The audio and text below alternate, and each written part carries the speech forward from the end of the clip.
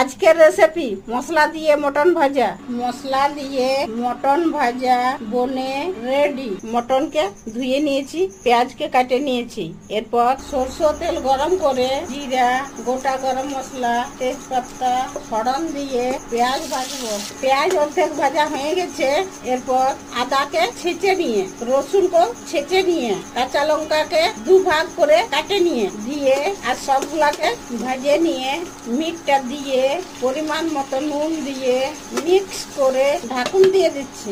2 minute পর ঢাকুনটা খুলে নিয়ে ভাজবো। ভাজা হয়ে গেছে, তেল ছাড়ে দিয়েছে। 1 চামচ কিং মশলা, হলুদ দিয়ে ভাজবো। 1 চামচ মিট মশলা দিয়ে ভাজে নিয়ে জল দিয়ে 5টা ছোট ইলাচি ছেঁচে নিয়ে দিয়ে আর ঢাকুন দিয়ে 25 থেকে 30 মিনিট সিদ্ধ করে নিব। এই যে জলটা শুকিয়ে গেছে। এরপর বড় ইলাচি আর দারচিনি বাটা দিয়ে মিক্স করে নামাই আর বাটে নিব। মশলা দিয়ে মটন ভাজা বনে রেডি।